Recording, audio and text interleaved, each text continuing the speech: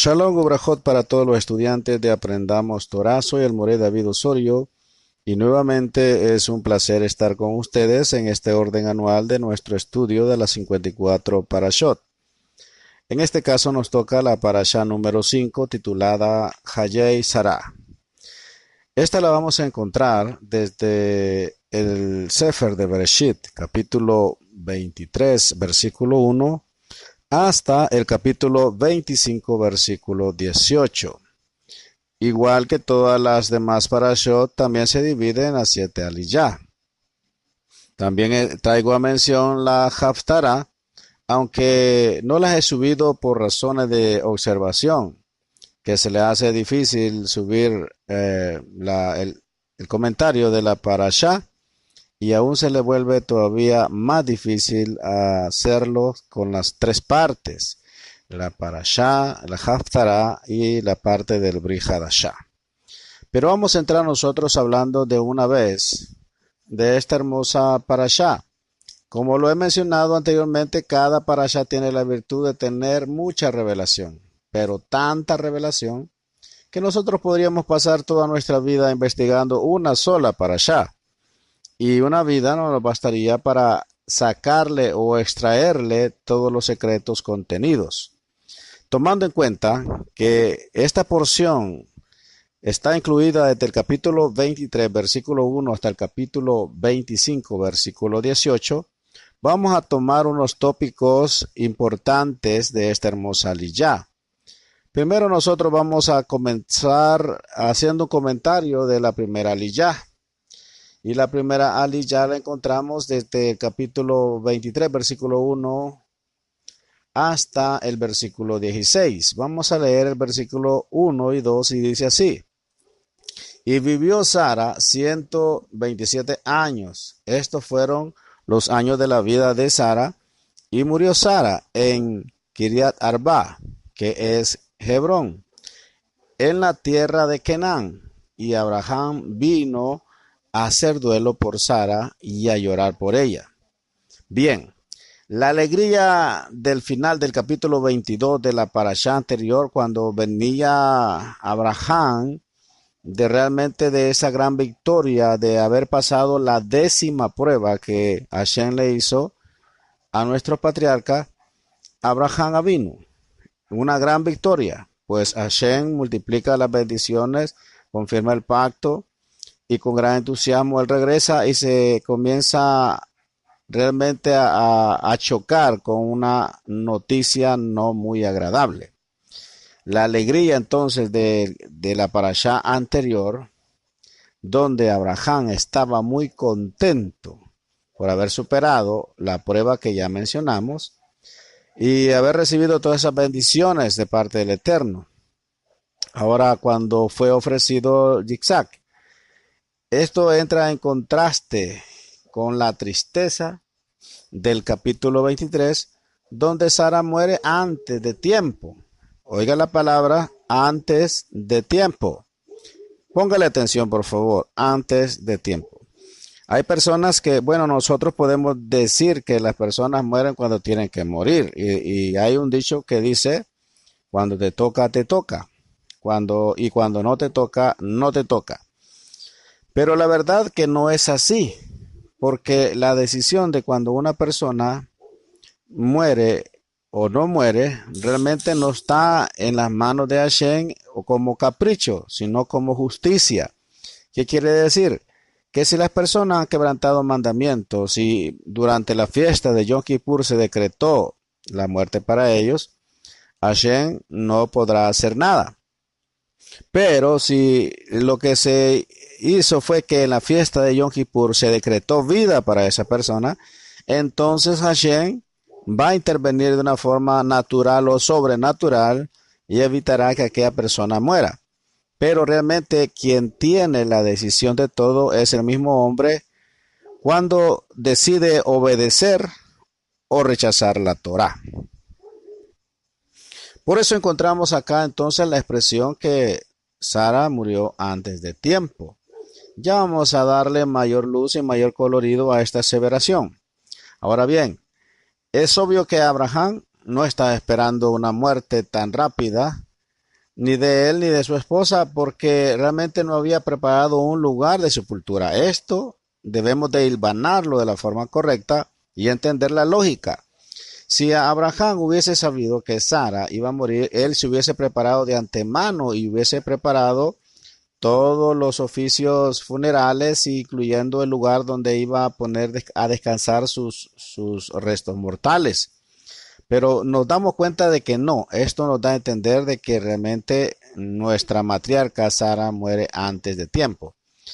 Encontramos un comentario muy interesante en el Midrash que nos cuenta que Sara murió por el impacto de la noticia acerca del sacrificio de Yitzhak. Abraham no le había contado lo que Elohim le había pedido hacer con Yitzhak, solo que le iba a llevar a estudiar en la yeshiva de Shem y su hijo Eber, que estaba en Jerusalén. Como la Torah relata que solo Abraham bajó del monte Moria, el Midrash interpreta que Yitzhak fue enviado a estudiar con Shem y Eber a Jerusalén. Cuando Sara oyó la noticia de que Yitzhak había ido para ser sacrificado, salió de Beersheba en busca de su hijo y cuando llegó a Hebrón falleció. En tal caso, Yitzhak tenía a esa altura que está narrando esta historia, ya Yitzhak tenía 37 años cuando esto sucedió, cuando realmente fue atado encima de la leña para ser ofrecido. Ahora, no era un jovencito, pero recordemos que para una madre, sus hijos jamás envejecerán. Siempre serán niños en su corazón. En la mente de una madre, siempre sus hijos son y serán sus hijos y la van a necesitar siempre. Ahora bien, sin embargo, después del relato de que se dio este acto de que se le llama en hebreo Akedah, o sea, atadura de Yitzhak, hay algunos versículos, por ejemplo, el capítulo 22, versículos 20 y 24, que dicen que después de estas cosas llegaron noticias a Abraham acerca de la familia de su hermano Nahor. Y luego aparece el relato de la muerte de Sara. Aunque es cierto que la Torá no siempre está escrita según el orden de los sucesos, sino que muchas veces los textos se van entrelazando. Por eso parece que el texto de la Torá indica que la muerte de Sara no haya sido inmediatamente después de la atadura de Yitzhak. Según el versículo 21-34, Abraham estuvo mucho tiempo en la tierra de los filisteos, lo cual implica más de 25 años. Según el sabio Rashi, según el libro de Jaser, que en hebreo es Yashar, Yitzhak tenía 5 años cuando Ismael se estaba burlando de él. Esto muestra que Yitzhak tendría entre 30 y 37 años cuando fue atado. Personalmente, creo que Yitzhak tenía 33 años en ese momento, porque los detalles de la sombra profética tienen que coincidir con la realidad. O sea, cuando hablamos de Yitzhak estamos hablando de una sombra profética acerca de Yeshua, nuestro Mashiach. ¿Y a qué edad fue ofrecido él sobre el madero? Murió y ofreció su vida por nosotros. Fue a los 33 años y medio aproximadamente. Entonces se considera que también Yitzhak, siendo la máxima sombra profética en este preciso momento de la Akedah, en este preciso momento del ofrecimiento de su vida de una forma expiatoria, entonces entendemos que puede ser y es bien probable que la edad no haya superado los 34 años, sino que ha sido menos, como 33 y medio. Eso es un argumento personal. Ahora bien, cuando nosotros analizamos esta situación acerca de la vida de Sara, que es lo que nos atañe en esta ocasión, debemos de tomar en cuenta también ciertas cosas y no perder de vista que es prácticamente la figura central de nuestra parashá. pero que también se entrelazan otros temas muy importantes. Y eso lo vamos a considerar a continuación. Tomando en cuenta lo que estamos hablando de los detalles de la sombra profética, que tiene que coincidir. Ahora bien, es lógico que nosotros entendamos todo esto. En nuestro Mesías, Yeshua ben Yosef, cuando se entregó voluntariamente para ser prácticamente ofrecido, para entregarse, prácticamente él no ofreció resistencia. Esto es muy importante que nosotros lo entendamos en esta hermosa parashá, que Yitzhak no ofreció resistencia, sino que se rindió voluntariamente a la voluntad de su padre, ya sabiendo a lo que iba en últimas instancias, él se sometió voluntariamente. En este caso, Sara realmente moriría 3 o 4 años después de la queda de Yitzhak, o sea, no murió en el momento exacto, como podemos entender en el Midrash. Dice que cuando el gigante se levantó y vio hacia las montañas y le dice que ve a un anciano que está con un cuchillo y hay un joven que está en un altar y que se dispone a sacrificarlo, en ese momento muere. Aquí tenemos una versión diferente. ¿Por qué estamos viendo versiones diferentes? Lo vamos a explicar más a continuación. Sara se fue para Hebrón y murió allí. Ese lugar representa la fe en la resurrección. Como hemos dicho antes, esto quiere decir que ella murió en la fe en la resurrección. Y por eso será resucitada para estar con el Mesías Yeshua cuando vuelva para reinar durante los 1000 años en la tierra. Ahora, la segunda pregunta que podemos hacer: ¿por qué razón Sara murió antes de tiempo? Bueno, debemos de entender que no es fácil de contestar. Hay los que sugieren que fue porque se rió con una actitud de burla cuando recibió el anuncio del nacimiento de un hijo. Pero tal falta no parece ser motivo suficiente para tener una muerte prematura. Otra sugerencia es que Hashem quiso que Abraham tuviera más hijos y que fueran malvados. Y como esos hijos no deberían nacer de Sara, mejor sería que se muriera para que Abraham se casara de nuevo. Los descendientes de esos hijos servirían al pueblo de Israel en tiempos de Mashiach. Sin embargo, esta interpretación es muy difícil de aceptar.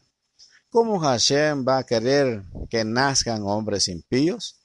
Veamos lo que dice el Brit Hadashah, primera de Timoteo 2:4, ahí está escrito: Adonai quiere que todos los hombres sean salvos y vengan al pleno conocimiento de la verdad. También encontramos en segunda de Kefas 3:9, ahí está escrito: no queriendo que nadie perezca, sino que todos vengan al arrepentimiento. Así que la pregunta acerca de la razón por la muerte anticipada de Sara queda sin contestar. Cuando venga Mashiach, él nos explicará todo. Sin embargo, nosotros podemos entender también, por lo que nos dicen nuestros sabios, que había un problema con Sara, aunque Sara alcanzó un nivel tan tremendo, un nivel tan elevado de espiritualidad, que ella tenía contacto con Hashem continuamente, un contacto quizás más directo que nuestro patriarca Abraham. ¿Por qué? Ella entendió muchas cosas y tuvo que decírselas a Abraham, pero Abraham todavía no las entendía.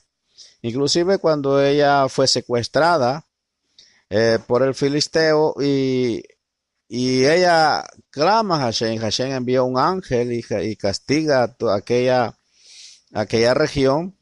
Eso es sorprendente, como una oración de una mujer es tan poderosa para que Hashem envíe un ángel y castigue a toda una nación por cuanto había sido secuestrada.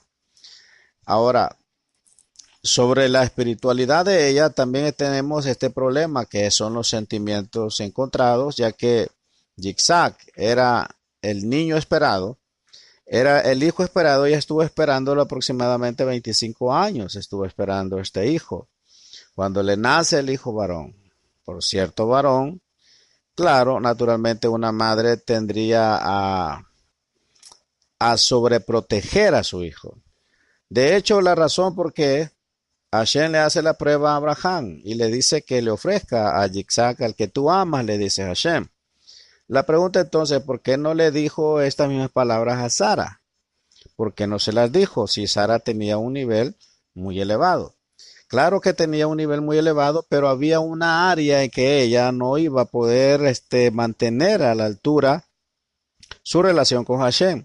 Y era porque una madre es más apegada al hijo varón o a los hijos. Esto era un problema para Sara. Sara, si hubiese dado cuenta, a lo mejor quizás se hubiese intervenido y por eso Hashem no permitió que ella supiera lo que Abraham estaba haciendo. A lo mejor ella se hubiese opuesto rotundamente y esto realmente le hubiera causado más daño a ella, más daño a Yitzhak y más daño a Abraham. Ahora, nosotros podríamos seguir hablando acerca de este hecho, sin embargo, entendemos que ella partió antes de tiempo. Bien, podemos hablar más, pero vamos a seguir avanzando por causa de tiempo. El entierro realmente de un difunto es una misvá, o sea, es un mandamiento muy grande. A esto debemos de considerarlo a continuación. Bien, vamos a ver, capítulo 23, versículos 3 y 4. Después Abraham se levantó delante de la difunta y habló a los hijos de Het diciendo, extranjero y peregrino soy entre vosotros. Dadme en propiedad una sepultura entre vosotros para que pueda sepultar a mi difunta delante de mí. Ahora bien, esto lo entendemos, que en las leyes judías, en las halajot, es una misvá muy importante el entierro de un difunto, y esto lo vamos a considerar a continuación. Hay que efectuarlo el mismo día de la muerte, y está prohibido postergarlo para el día siguiente, a menos que sea para rendir mayor homenaje al cuerpo del difunto. Por ejemplo, para permitir que a un pariente que estar presente, pero que está lejos, que se va a tardar un día o un poco más o un día en llegar al funeral, entonces por eso se puede esperar. De lo contrario, debe de entrar a tierra antes de que cumplan las 24 horas. O bien si las leyes del país no autorizan el entierro en el mismo día. Por ejemplo, si ha muerto de un infarto, según las leyes también prohíben que la persona sea enterrada antes de las 72 horas. Uno de los 613 mandamientos dice que hay que enterrar al muerto en el mismo día, según está escrito en Devarim, capítulo 21, versículo 23. Ahí dice, su cuerpo no colgará del árbol toda la noche, sino que ciertamente lo enterrarás en el mismo día. Pues el colgado en un madero es maldito de Elohim, para que no contaminéis la tierra que el Eterno tu Elohim te da en heredad. También encontramos nosotros en Bereshit 3:19, con el sudor de tu rostro comerás el pan hasta que vuelvas a la tierra, porque de ello fuiste tomado, pues polvo eres y al polvo volverás. El hombre tiene que volver a la tierra de donde fue tomado. Esta escritura enseña que no está bien quemar los cuerpos. La cremación de los cuerpos de los difuntos no es voluntad de Hashem, sino que hay que enterrarlos. Así lo manda la Torá. Dice, extranjero y peregrino soy entre vosotros, es la declaración que usa Abraham Avinu. Según el escritor que vamos a considerar, estas dos palabras tienen dos significados diferentes. Son antitéticas entre sí. La palabra hebrea que fue traducida como extranjero es ger, y la palabra traducida como peregrino es toshav. Rashi dijo que esta oración significa que Abraham estaba diciendo que era un forastero, o sea, un ger, de otra tierra, que ha establecido su residencia entre ellos. O sea, un ger es un forastero sin derechos plenos y un toshav es un residente permanente con derechos plenos en el lugar. Cuando una persona obtiene el estatus de toshav, deja de ser un ger, o sea, un extranjero. En Efesios, por ejemplo, 2:19 está escrito: así pues, ya no sois extranjeros, ya no sois extraños, sino que sois conciudadanos de los santos y sois de la familia de Adonai. Según el punto de vista de Hashem, un gentil que ha hecho la conversión por medio de Yeshua HaMashiach no es ni siquiera un ger toshav en el Israel celestial o en Israel espiritual, sino tiene un estatus superior, es un conciudadano en el cielo con todos los santos consagrados y un miembro de la familia de Elohim. ¿Qué quiere decir? ¿Qué estamos diciendo con todo esto? Sigamos abonando lo que estamos hablando. 23:9. Estamos hablando de la porción que nos toca. Para que me dé de la cueva de Macpela, que le pertenece, que está en el extremo de su campo, que en presencia de vosotros me la dé por su precio completo en posesión para una sepultura. En el Talmud está escrito que este lugar fueron enterrados 4 parejas: Adán y Java, Abraham y Sara, Yitzhak y Ribka, Jacob y Lea. Esa es la razón por la que Hebrón también es llamado Kiriat Arba, que significa pueblo de 4. Es posible que Abraham estuviera interesado en esa cueva precisamente porque allí estaba enterrado Adán. Macpela significa duplicada, o sea, doblada. En el 23:13 dice: y habló a Efrón a oídos del pueblo de aquella tierra diciendo: te ruego que me oigas. Te daré el precio del campo, acéptalo de mí, para que pueda sepultar allí a mi difunta. Aunque Efrón le ofreció como regalo no solamente la cueva, sino todo el campo, Abraham no quiso aceptarlo. Qué actitud tan diferente a aquellos que solo piensan que en recibir, o sea, en que se les regalen las cosas, que la obtengan gratis y que estos son bendiciones aparentemente según ellos. Son bendiciones del Eterno. Abraham no consideró una bendición la ofrenda de Efrón. Él no quería honrar a su esposa con una sepultura que no le había costado nada. Cuando valoramos a las personas, Abraham quería el lugar por su precio completo. Ni siquiera una rebaja hubiera sido considerada como una bendición. La verdadera bendición para nuestro padre Abraham fue pagar a Efrón lo que pidiera por el lugar. Así nadie podía decir en el futuro que ese lugar no pertenecía a los hijos de Israel. Nuestro maestro Yeshua HaMashiach dijo en el libro de los Hechos, encontramos esta cita, capítulo 20, versículo 35, dice así: Señor mío, óyeme, una tierra que vale 400 siclos de plata, ¿qué es eso entre tú y yo? Sepulta pues a tu difunta. Vamos a citar las palabras de Hechos 20:35. Dice: hay más dicha en dar que en recibir. Este es el principio del reino. El principio del mundo no es entre más me dan, yo más acumulo y más tengo. Eso es la perspectiva mundana, pero la perspectiva del reino dice que es más bienaventurado dar que recibir. Entonces, cuando se oyen estas 400 ciclos correspondientes al precio de la cueva, esto prácticamente corresponde a más de 50 salarios anuales. Según los descubrimientos arqueológicos de la época, un salario anual subía de 6 a 8 ciclos. El precio que le pidió Efrón fue una exageración descarada. Quería aprovecharse de la riqueza de Abraham en un momento de emoción y debilidad, cuando no estaba pensando en hacer negocios. Ahora bien, qué triste es ver cuando alguien se aprovecha de la generosidad de otro. Eso prácticamente es egoísmo puro. En el 23:16 dice, y oyó Abraham a Efrón, y Abraham pesó a Efrón la plata que éste había mencionado a oído de los hijos de Het, o sea, 400 ciclos de plata en moneda comercial.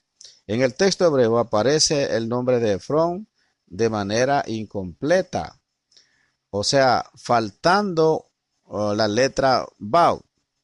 Esto se interpreta que este hombre fue reducido por el Eterno por causa de su actitud avariosa. Su bolsillo fue aumentado, pero su nombre fue reducido. ¿Qué vale más? ¿Que aumenten tus riquezas y se disminuya tu nombre, o que tu nombre sea reconocido aunque las riquezas disminuyan? Es cuestión de elección de los seres humanos. A pesar de la cantidad astronómica injusta que había pedido esta persona, Abraham no estaba dispuesto a discutir y rebajar precios. Su esposa vale más que todo eso y merece prácticamente un sepulcro digno. Es más, el precio alto de la sepultura elevaría la honra que se podía dar a la difunta. Abraham pesó a Efrón el dinero que había pedido en moneda comercial. Esto significa que, según el comentarista Rashi, que son recibidas en cualquier lugar, lo cual muestra que le entregó monedas grandes que valían 100 ciclos cada una. Bien, en el 23:19, después de esto Abraham sepultó a Sara, su mujer. Toma nota de que no se debe hablar de los restos mortales de Sara, sino de Sara misma, aunque estaba muerta. Fue Sara la que fue sepultada. Un hombre no es hombre sin su cuerpo. Por esto tiene que haber una resurrección para que haya una salvación completa. Esto es muy importante entenderlo acerca de que a todos como estudiantes, como personas, nos va a tocar en determinado momento estar en medio de el sepelio de un familiar. Bien, en la segunda línea, que corresponde desde el capítulo 23, versículo 17, hasta el capítulo 24, versículo 9, ahí encontramos, en el capítulo 24 narra la historia de la búsqueda de una mujer para su hijo. Estamos hablando de Yitzhak, que Abraham envía a su mayordomo. Siendo una interpretación alegórica, podemos destacar los siguientes hechos. Abraham representa al Padre Celestial, póngale atención, como está escrito en Mateo 22:2. El reino de los cielos puede compararse a un rey que hizo una boda para su hijo. Ahora, el siervo Eleazar, cuyo nombre significa mi Elohim es ayuda, representa al Ruach HaKodesh, como está escrito en Juan 15:26. Cuando venga el ayudador, a quien yo enviaré del Padre, el Espíritu de verdad que procede del Padre, él dará testimonio de mí. Así está escrito. Yitzhak representa al hijo de Elohim, o sea, a Yeshua, como está escrito en Proverbios 34b. ¿Cuál es su nombre o el nombre de su hijo? Ciertamente tú lo sabes. Y en Mateo 3:17 está escrito: y aquí se oyó una voz de los cielos que decía, este es mi hijo amado, en quien me he complacido, refiriéndose a Yeshua. Entonces, podemos hilvanar lo siguiente de lo que estamos hablando. Estamos hablando que en esta alegoría que estamos considerando de esta aliyá, Abraham Avinu es una figura del Padre Celestial que se preocupa para que su hijo tenga una esposa. Vemos a Yitzhak. Yitzhak es sombra profética de Yeshua, que es el hijo obediente que entregó su vida. Dio su vida, fue en obediencia, llevando la leña para el sacrificio. Y así como Yeshua también llevó sobre sus hombros el madero en el cual iba a ser colgado. Ahora, Eleazar es una tipología del Ruach HaKodesh, pero encontramos que la novia, la que se iba a buscar, también tiene una sombra profética. Y la sombra profética es la Kejilá de Yeshua, o sea, la congregación de Yeshua. La novia, la novia. Oiga, qué interesante es esto. Y nos vamos a dar gusto hablando acerca de esto que es muy importante de lo que nosotros vamos a considerar a continuación. Y dice así, prácticamente, vamos a considerar el capítulo 24, versículo 9. Y el siervo puso la mano debajo del muslo de Abraham, su señor, y le juró sobre este asunto. Aquí obviamente se trataba de tocar, oiga bien qué interesante, el miembro viril, donde estaba la señal del pacto. Tal vez esto puede parecer grotesco o muy sorprendente o muy confuso para ustedes que se estuviese haciendo, y es por la mentalidad gentil, la mentalidad que todavía nos impide ver más allá y entender los conceptos hebreos, porque fueron dados para una mente hebrea, sin prácticamente sin ninguna pizca de corrupción, sin una pizca de mala intención. Esto era porque en aquellos tiempos el Brit Milá era algo tan sagrado, era y es algo tan sagrado que los de aquel tiempo esa era la forma más segura para hacer un juramento, que pusiera la mano, o sea, no está hablando de tocar el miembro directamente, sino de ponerlo debajo del muslo a la altura donde estaba el Brit Milá. Ahora bien, su señor, la palabra hebrea Adonai, que está escrita en plural, a pesar de que Abraham era uno solo, una traducción literal de este pasaje sería, y el siervo puso su mano debajo del muslo de Abraham, sus señores. Esto muestra que cuando se trata de autoridad absoluta, como en este caso de señorío sobre un esclavo, podemos encontrar esto que estamos hablando para cotejarlo con Bereshit capítulo 24, versículo 10, Bereshit 39, 2 y también con Shemot, o sea, Éxodo 21, 4 al 6. O como el caso del creador del universo, Elohim, el sustantivo que estamos hablando, nos dice muchas cosas. Eh, Está puesto en plural, o sea, Elohim, una palabra plural, para denotar pluralidad de personajes, pero no es para mostrar este tipo de autoridad como que si fuera mucho, sino para hablar de la autoridad diversa que tiene realmente esta persona. Si el sustantivo se hubiera entendido como una pluralidad de personas, el verbo de la oración estaría también en forma plural. En el caso de Bereshit 1:1, el verbo está en singular. Creó, no dice crearon, porque dice creó Elohim. En el principio creó Elohim. Si estuvieran hablando de varios personajes, no dijera en el principio creó Elohim los cielos y la tierra, sino que dijera en el principio crearon, pero no dice crearon, sino que creó. Lo cual realmente nos enseña que la palabra eh, Elohim no es vista como una referencia a una variedad de personas, sino a una sola persona con autoridad absoluta o autoridad diversa en diferentes áreas. Dicho con otras palabras, como Abraham era uno, así Eloha también es uno, no dos, ni tampoco tres. Bien, entonces venimos hablando acerca del siervo. Entonces el siervo tomó 10 camellos de entre los camellos de su señor y partió con todos los bienes de su señor en su mano y se levantó y fue a Abraham, fue a Harán, a la ciudad de Najar. En hebreo dice que el siervo tomó todos los bienes de su señor en su mano. Esto se interpreta en el Midrash que realmente él llevaba un documento, o sea, no podía haberse llevado todos los animales porque eran demasiados los animales ni todas las joyas, sino que era un documento de donación que muestra que Yitzhak era el dueño de todos los bienes de Abraham para que los familiares no tuvieran dudas para enviar a su hija. Ahora, aquí nos vamos a dar gusto analizando esta hermosa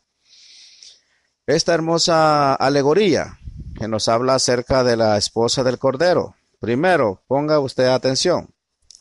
Abraham Avinu el padre, Isaac el hijo, Eleazar el mayordomo es sombra de el Ruach HaKodesh. ¿Quién es enviado a buscar la novia? Es el siervo. ¿Y quién es el siervo? El Ruach HaKodesh. El Ruach HaKodesh es el que está despertando y buscando la novia para el Hijo del Padre Celestial, que es Yeshua. Ahora bien, la novia debe de ser familia del novio. Esto es interesante.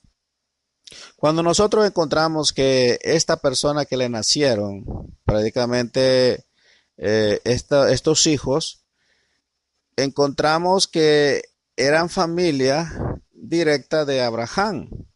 Esto es algo muy interesante para anotarlo, porque según las leyes de la Torá, Yeshua como Cohen Gadol, o sea, como sumo sacerdote, tiene que cumplir la Torá, y como él es la Torá viviente, no puede ir en contra de la Torá. Esto quiere decir que debe cumplir las normas que se le han puesto al Cohen Gadol para contraer matrimonio. ¿Y cuál es una de ellas? Que debe de ser virgen.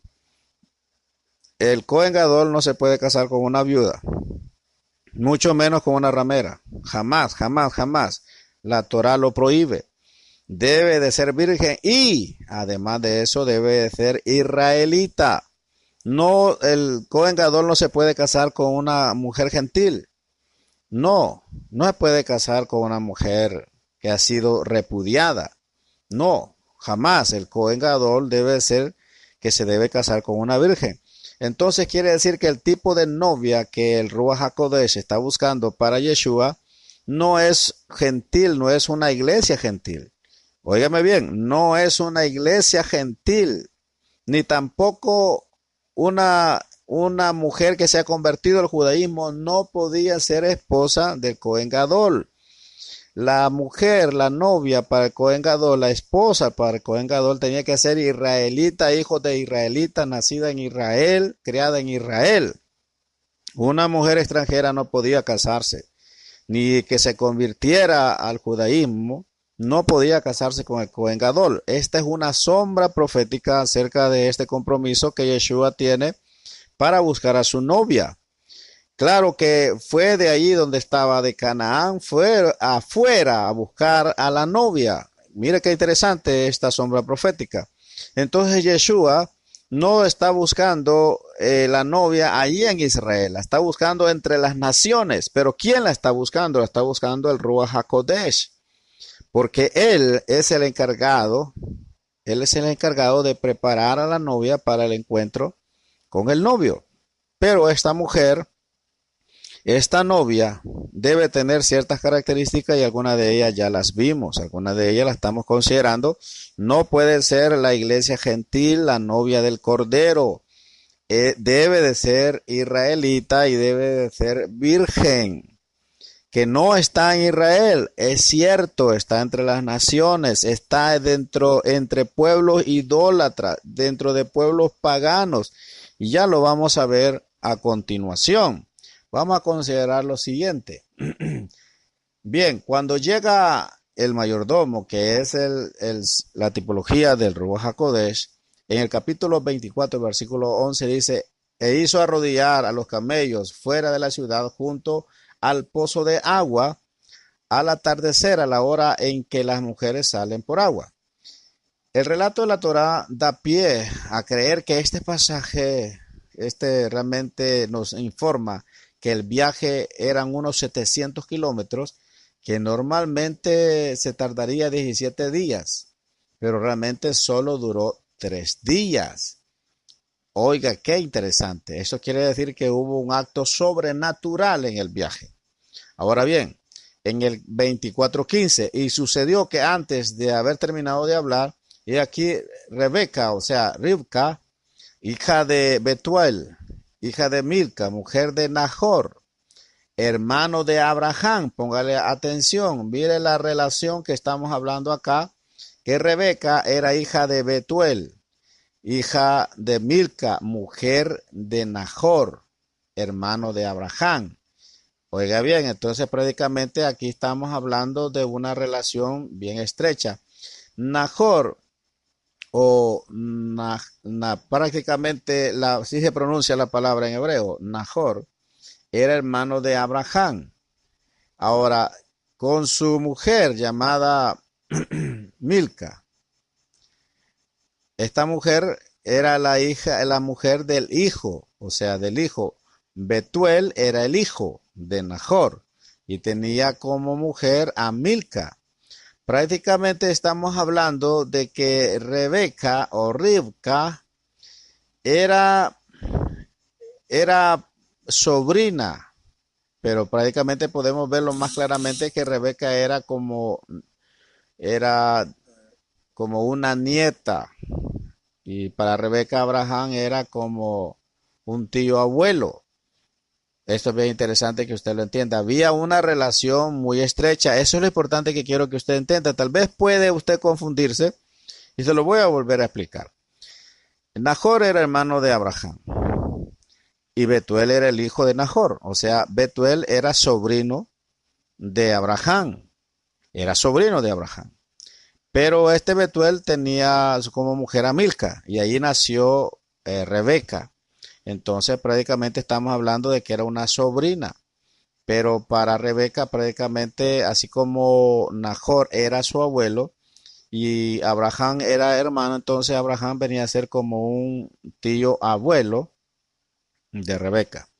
El punto es que no tenía que ser de una simiente diferente, tenía que ser de la misma raza, de los mismos parientes. Esto es muy importante. La palabra, el nombre de Rebeca significa atada o sujeta. Encontramos en el capítulo 24, versículo 17, entonces el siervo corrió a su encuentro y dijo, te ruego que me des a beber un poco de agua de tu cántaro. Esta palabra es similar a la de que encontramos en Juan capítulo 4, versículo 7, donde está escrito, una mujer de Samaria viene a sacar agua. Yeshua le dice, dame de beber. Por la similitud de las expresiones podemos comparar estos dos eventos y llegar a ciertas conclusiones interesantes, como por ejemplo, al igual que el siervo de Abraham estaba buscando una novia para el hijo, de la misma manera el siervo del Eterno estaba buscando personas entre los samaritanos que pudiesen ser parte de la novia del hijo de Elohim.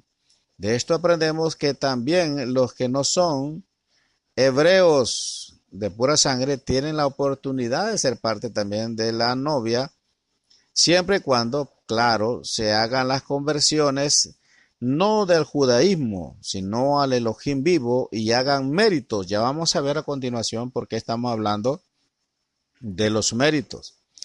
Ahora bien, escucha, hija, presta atención e inclina tu oído. Olvídate de tu pueblo y de la casa de tu padre. Entonces el rey te deseará y deseará tu hermosura. Inclínate ante él porque él es tu Señor. Esto puede encontrarlo usted en el Salmo 45, versículo 10 y versículo 11. Este salmo se lee prácticamente Yom Teruah el día de la alarma, el primer día del séptimo mes. Vemos también Levítico 23 al 25, habla de las bodas del rey en alusión a la boda de Mashiach con su novia. Lo interesante es que la novia es presentada como proveniente de un pueblo fuera de Israel. ¿Es realmente una conversa? No, debe llevar la misma sangre. Debe de ser de la misma sangre. Es sanguínea la situación, claro que tiene que tener los méritos. Pero esto nos enseña que la mayoría de las personas que formarán parte de la novia de Mashiach son que están entre las naciones. O sea, ese es el punto. Están entre las naciones. No están ahorita viviendo entre los judíos. Por supuesto que esto no excluye al pueblo judío, pero nos indica que el pueblo judío es una minoría. La mayor parte de ella viene de entre las naciones que están viviendo como gentiles, creyéndose gentiles, pero que ahora están regresando a las raíces hebreas, están regresando a la fe verdadera, a sus verdaderas raíces y que están guardando Torá. Según se entiende todo esto, esto se está dando ahora en este preciso momento. Él está despertando a mucha gente que ha crecido en el Evangelio, ha estado durante años en el Evangelio, pero que ahora está despertando porque el Ruach HaKodesh los está despertando y los está regresando a casa. Ahora hablemos un poco más de los méritos. Bien, encontramos nosotros algo muy interesante en esto de los méritos y tenemos que analizarlo de una manera práctica, quizás vamos a decir, porque podríamos hablar mucho acerca de esto. Bien, cuando llega el mayordomo, que es la tipología del Ruach HaKodesh, él ora al Padre que lo bendiga y le prospere su viaje. Pero él no había terminado de hablar cuando aquí venía Rebeca. Y él había pedido que sea esta la señal, que sea la mujer que tú has elegido para el hijo de mi Señor. Que cuando yo le diga que me debe beber a mí, que me dé de beber a mí y que además le dé de beber a todos los camellos. Claro, estamos hablando también primero a él, a los que iban con él y a los camellos. Quiere decir entonces que lo que estaba pidiendo como señal era que la novia tenía que ser meritoria, tenía que ser una mujer diligente, una mujer bondadosa, una mujer realmente laboriosa. Esta es la tipología de la novia de Mashiach. No estamos hablando de personas que tienen que arrancarlas, que tienen que empujarlas, que tienen que jalarlas, sino que son personas que son voluntariosas. Cuando llega Rebeca y le dice que le dé de beber, ella rápidamente corre y le da de beber a él, y le da de beber a los que iban con él, y le da de beber a todos los camellos que iban con él. Y esto al hombre lo dejó perplejo, por cuanto de lo que él había pedido no era normal. Lo normal era que si alguien me pide de beber, le dé de beber, y hasta ahí. Pero que le dé de beber de una forma tan alegre y que además le dé de beber a todos los camellos, esto no era normal.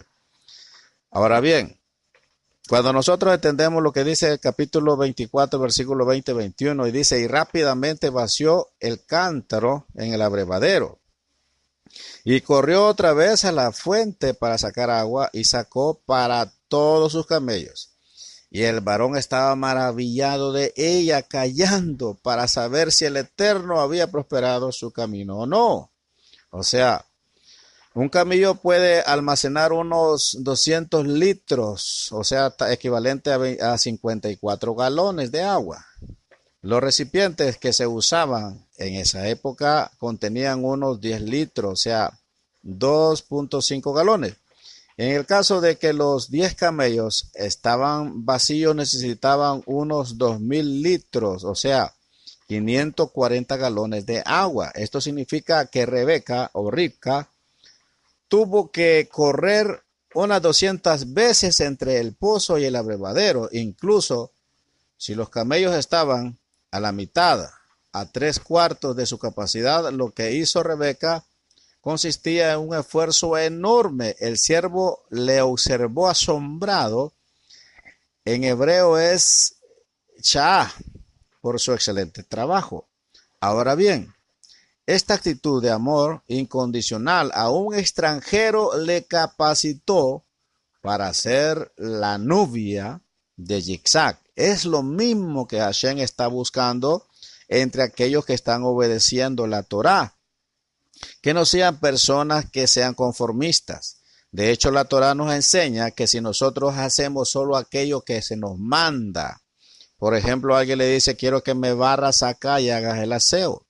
Y esa persona viene y hace el aseo así como se le dijo. La Torá nos enseña a través de nuestro santo maestro Yeshua, el cual dijo, cuando hayáis hecho todo lo que se os ha mandado, decid, siervos inútiles somos, porque solo aquellos que se nos mandó eso hicimos. Quiere decir entonces que un siervo inútil en la Torá es aquel que hace exactamente lo que se le dice, pero un buen siervo es aquel que hace más, como en este caso Rebeca. Se le pidió agua y dio agua, pero no solo le dio a él y a ellos, sino que también le dio a todos los camellos. Esto sería que si alguien le dice que haga el aseo aquí adentro, lo hace aquí adentro y también barre a los alrededores. Siempre ir caminar la segunda milla junto con Yeshua. Esto es muy importante. Esta es una sombra profética, es una cualidad que Hashem, que el Ruach HaKodesh está buscando en aquellos que están estudiando la Torah y le están sirviendo a él, que no son conformistas. Algunas personas pueden sentirse conformes en guardar Shabbat y pueden ser justos, exactos, pero si nosotros nos reunimos entre semana 2 o 3 veces, entonces vamos a estar dando la talla de la novia. Esto es muy interesante que usted lo entienda, porque la venida de nuestro Mashiach ya está pronto y él está buscando. Y para buscarla, él pide trabajo, él da trabajo y nos pone a trabajar y nos mira y nos observa y ve si nosotros somos el perfil que se le ha encomendado. Ahora bien, la palabra que vamos a encontrar ahora, encontramos en capítulo 24, versículo 22, y dice: aconteció que cuando los camellos se habían terminado de beber, el hombre tomó un anillo de oro que pesaba medio ciclo y 2 brazaletes que pesaban 10 ciclos de oro. La palabra hebrea traducida como medio ciclo es beca, que viene de bacá, que significa rajar, romper, cortar, invadir, incubar. O sea, la palabra aparece solo 2 veces en toda la escritura. El otro texto es en la otra cita que estamos hablando en Shemot, o sea, Éxodo 38, 25 al 28, donde está escrito: y la plata de los que fueron contados de la congregación fue 100 talentos y 1775 ciclos, según el ciclo del santuario. Un becá por cabeza, o sea, medio ciclo, según el ciclo del santuario, por cada uno de los que fueron contados de 20 años arriba, por cada uno de los 603,550. Los 100 talentos de plata fueron para fundir las basas del santuario y las basas del velo. 100 basas por los 100 talentos, un talento por basa. Y de los 1775 ciclos hizo ganchos para las columnas y revistió sus capiteles y les hizo molduras. Si comparamos los dos contextos donde aparece este término, podemos descartar lo siguiente. Lo primero es que el siervo dio a la futura novia fue un anillo de oro para la nariz que pesaba un becá. Cuando los hijos de Israel iban a ser contados por primera vez, cada uno de los varones de 20 años arriba tenía que entregar un becá de plata. Una beca corresponde a medio ciclo. Una mitad fue entregada a Ribca y la otra mitad fue entregada al Eterno. La beca que fue entregada a la novia era de oro y la beca de la novia, o sea, los hijos de Ribca, dio al novio, o sea, el Eterno, fue de plata. El oro fue puesto en el cuerpo de la novia y la plata fue puesta en el tabernáculo, principalmente como fundamento del santuario y también para ganchos y lo demás para las columnas del atrio. En la escritura, la esposa está relacionada con una casa. O sea, casa y esposas pueden ser palabras sinónimas. En el libro de Revelaciones vemos que la novia es idéntica con la Nueva Jerusalén, que es la casa donde va a entrar a vivir la novia con Mashiach, después del reino mesiánico de 1000 años. El Mesías representa al Eterno como novio. Ahora, en el texto hebreo de Éxodo 38, 26, está escrito Beká le Gulgolet, que significa una beca por cráneo. De la palabra Gulgolet viene la palabra Gólgota, como está escrito en Juan 19:17. Tomaron pues a Yeshua, y él salió cargando su madero al sitio llamado el lugar de la calavera, que en hebreo se dice Gólgota, que es la misma palabra que estamos hablando, que significa esto que fue entregado a la novia, una beca.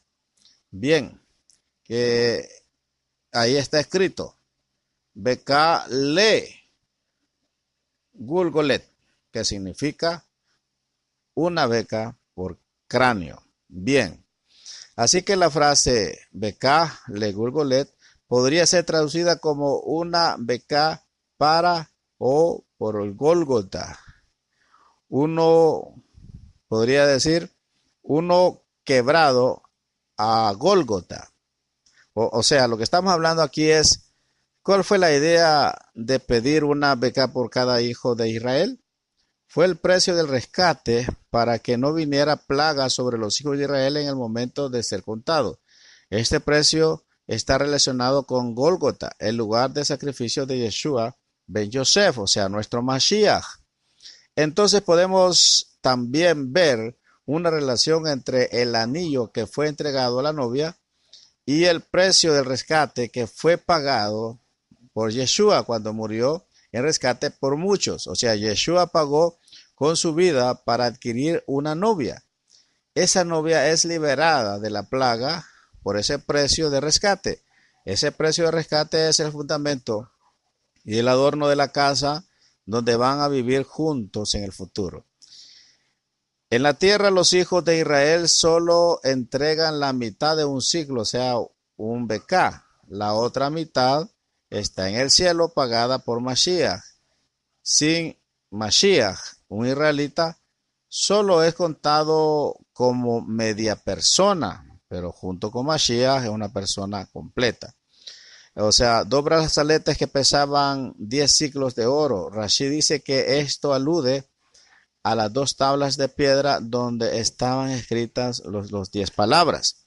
Sin embargo, nosotros vamos a hablar algo muy interesante que lo podemos entender en el Brit Hadashah. Ya no vamos a tocar más la cuarta aliyá, la quinta, la sexta y la séptima por causa de tiempo, pero no te preocupes que en el próximo año vamos a seguir tocando temas también y vamos a seguir completando y aprendiendo más. Una sola aliyá debería de ser más que suficiente para comentarla. Nosotros ya avanzamos con 3. Nos vamos a quedar con el final de esta, que es acerca de la novia. Ya hablamos acerca de la novia, pero óigame por favor lo siguiente.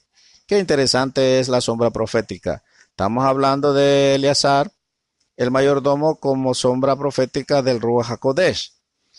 Oiga, préstele atención usted al hecho. Le voy a narrar nuevamente la historia en palabras más parafraseadas. Llega y pide a Hashem que le prospere su camino y le pide una señal, que la que va a ser la novia, que sea una que le pida agua y le dé agua y sea diligente y que le dé de beber a sus camellos. Esta mujer, Rebeca, cumple todo esto, pero oiga qué interesante. El mayordomo le da regalos. Por favor, no se olvide la palabra regalos. Regalos. Esto nos habla acerca de lo que nos dice el Brit Hadashah, acerca de los dones del Espíritu. Oiga, qué interesante. Los dones del Espíritu. Cuando hablamos de dones, hablamos de regalos. El hombre, el mayordomo, le da regalos a Rebeca. Oiga bien. Se los dio por una buena acción que hizo. O sea, por la misericordia que hizo y la bondad que hizo con ellos, les dio esos regalos. O sea, lo que Rebeca hizo no valía lo que le dio, pero, o sea, no era, si a alguien le hubiesen pagado, a un hombre le hubiesen pagado por darle agua a ellos y a sus camellos, no hubiesen pagado tanto. Pero el regalo fue porque ella lo hizo voluntariamente, sin exigencia, sino que una forma con amor lo hizo. Entonces vino un regalo abundante. Era un regalo, pero que fue originado al principio por una buena acción. Esto nos muestra algo muy interesante acerca de los dones del Espíritu. Pero póngale atención, Rebeca todavía no había aceptado el compromiso. ¿Esto qué quiere decir? Que los dones no implican compromiso, que los dones realmente no implican salvación. Mucha gente cree que porque tiene algunos dones ya es salvo. Alguien puede ver visiones, puede hablar lengua, puede sanar enfermos, puede profetizar, puede echar fuera demonios y sin embargo no estar comprometido plenamente con Yeshua. Ahora, esto lo estamos viendo en esta sombra. Alguien puede cantar muy bonito, alguien puede danzar muy bonito, alguien puede ver visiones, alguien puede conocer secretos. Se lo dio como don, como un regalo. Son los dones del Ruach, los dones del Espíritu. Sin embargo, no por eso quiere decir que tiene un compromiso, sino que estos son regalos. Los primeros son regalos, son dones que se les da. Y la novia también debe de tener dones, pero no solo dones, sino que vamos a ver más adelante lo que también se le debe agregar a aquellos que pretendemos ser parte de la novia del Cordero Yeshua, nuestro Mashiach. Y nos damos cuenta de que la mujer hace esta buena acción y se le da regalos. Estamos hablando de dones.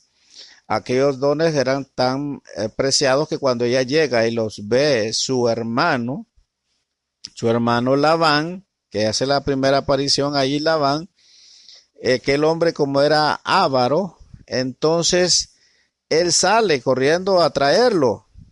Y realmente cuando ve los camellos llenos de grandes riquezas, el hombre era avaro y realmente, bueno, hay más que hablar acerca de Labán, pero ahora no es el momento.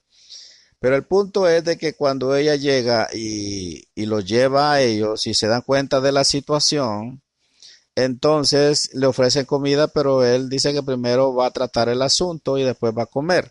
Tratan el asunto y le preguntan a la muchacha, oiga bien, qué interesante esto, le preguntan a la muchacha, a Rebeca, que si va a ir con aquel hombre, que acepta el trato que se le está planteando. Ella dice que sí. Esto es muy interesante. Esto es sorprendente. La mujer no conocía al novio. Oiga, qué interesante. Nosotros tampoco conocemos a Yeshua, pero nos han hablado de él y nos han dicho que es el heredero del Padre y que de él es todo, porque el Padre se lo ha heredado todo. Y nosotros lo amamos sin haberlo conocido, sin haberlo visto, y lo amamos. Así también Rebeca dijo que sí. Ahora bien, cuando esto se da y ella acepta, aquí hay algo más interesante. Por ejemplo, en el capítulo 24, versículo 53, que es parte ya de la quinta lía, dice que el siervo sacó objetos de plata, objetos de oro y vestidos y se los dio a Rebeca. Dio también cosas preciosas a su hermano y a su madre. Esto alude prácticamente a los dones del Espíritu, pero ellas están con compromiso. Pero póngale atención. ¿Qué fue lo primero que le entregó? Usted póngale atención y analícelo. ¿Qué fue lo segundo que le entregó? Y el siervo se está refiriendo al mayordomo. Sacó objetos de plata, objetos de oro, oiga bien, y vestidos, y se los dio a Rebeca. Estas vestimentas representan algo muy interesante. Y aunque son dones, aunque son regalos, pero son regalos no causados por oiga bien, no causados por una buena acción. Son dones causados por un compromiso. Esto es bien interesante. Los primeros dones fueron pocos y fueron dados porque ella tuvo una buena acción. Se le pagó muy bien, se le pagó de una forma extravagante. Se lo merecía por la voluntad que mostró. Pero acá encontramos otros dones.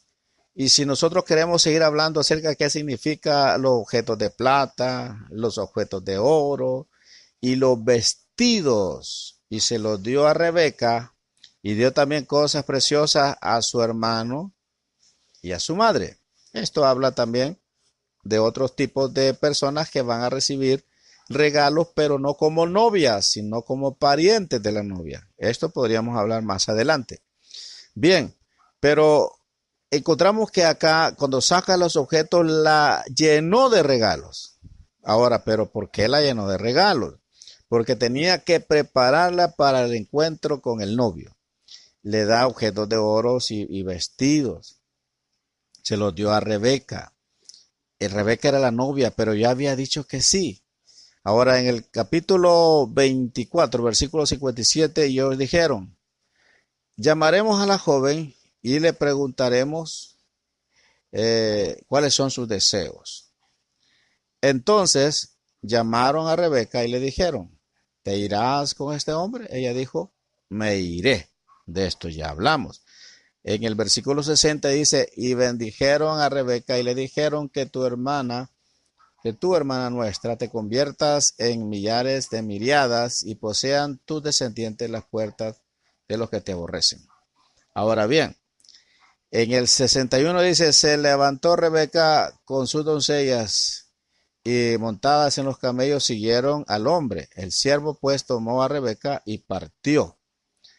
Ahora bien, estamos viendo que ya va de regreso. Y dijo al siervo, cuando ya iba llegando, ¿quién es ese hombre que camina por el campo a nuestro encuentro?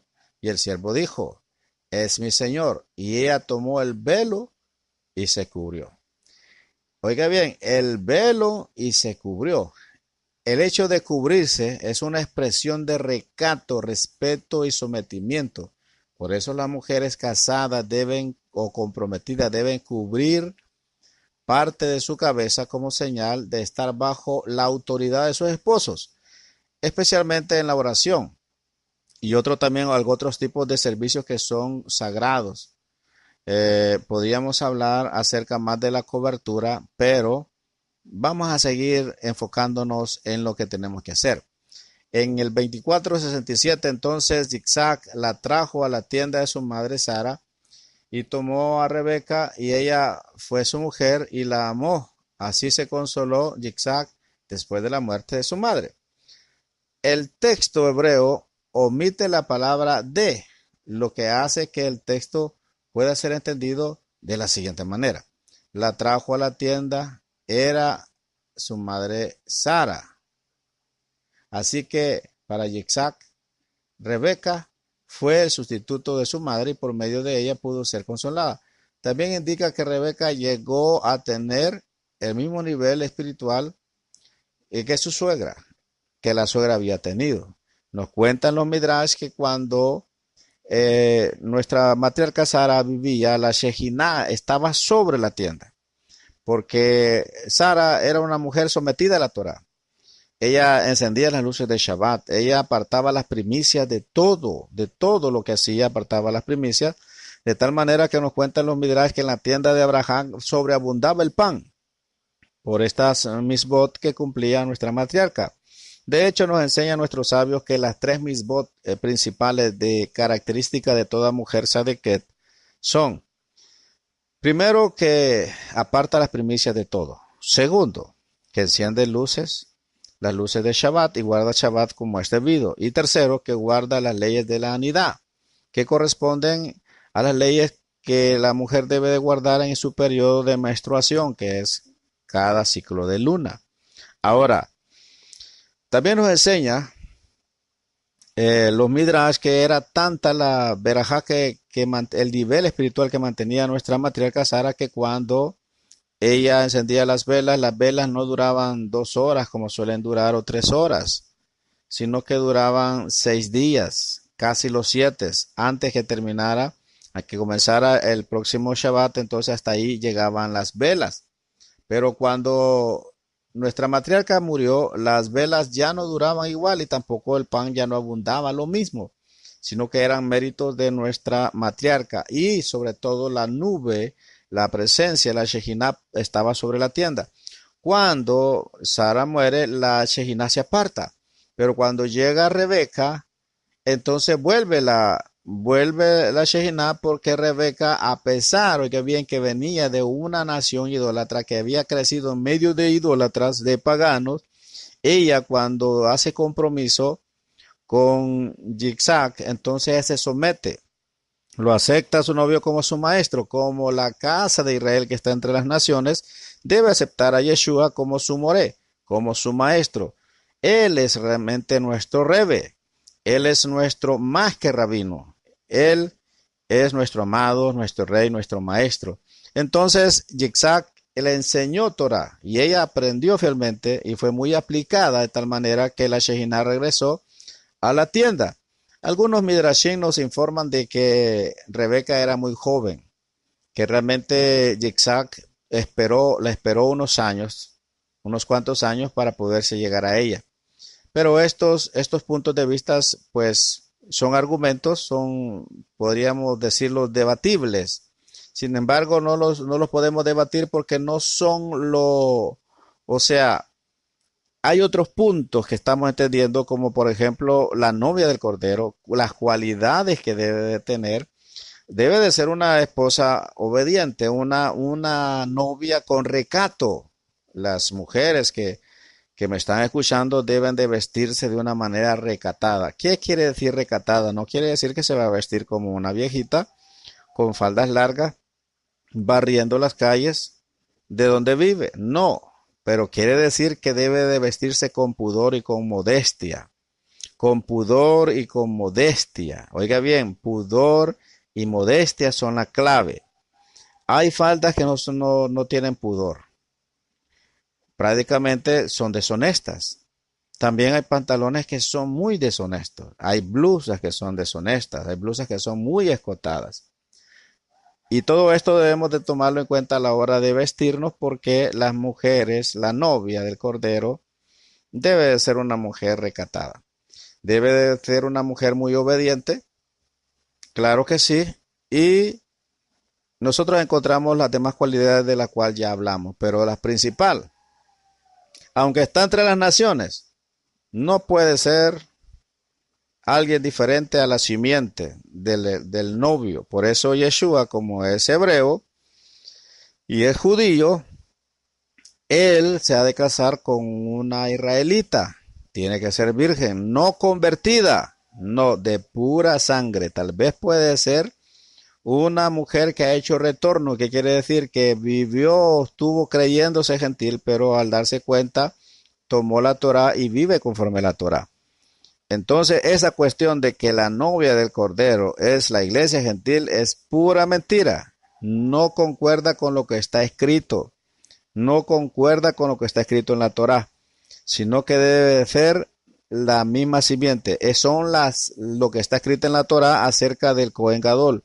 Debe de ser, para el Cohen Gadol, su esposa debe de ser virgen, debe de ser israelita, hija de padres israelitas, creada en Israel, eh, con la cultura de Israel. Esas son lo que dice la Torá. Ahora, está esta otra sombra, que ahora la novia no está en Israel, sino que está entre las naciones. Ahora, de los que me están escuchando, ¿cuántos quieren ser la novia del Cordero? No responda con sí, responda con acciones. Responda con lo que está buscando el Ruach HaKodesh. Está buscando acción, está buscando diligencia, está buscando que trabaje con humildad. Está buscando obediencia absoluta, está buscando recato, está buscando sometimiento. Y si sobre todo esto tú sabes que eres la casa de Israel que está entre las naciones, que viviste como gentil, creyéndote gentil, pero ahora te das cuenta que no eres un gentil, que eres la simiente santa, entonces tú tienes grandes probabilidades, tienes todas las probabilidades para ser la novia del Cordero y que pronto, cuando Él venga, nos lleve a nuestra ciudad Jerusalén para vivir eternamente con Él. Hasta aquí llegamos con los comentarios de esta hermosa parashá que nos ha tocado el día de hoy y que si no le dimos el tema de lo que significa Hayé Sara, significa la vida de Sara. Esto quiere decir la vida de Sara. Y la vida de Sara nos ha dejado grandes enseñanzas. Así es que espero pronto su comentario y el día de mañana, primero Hashem, le estemos subiendo el comentario de la parashá número 6. Shalom Ubrachot Lekulan.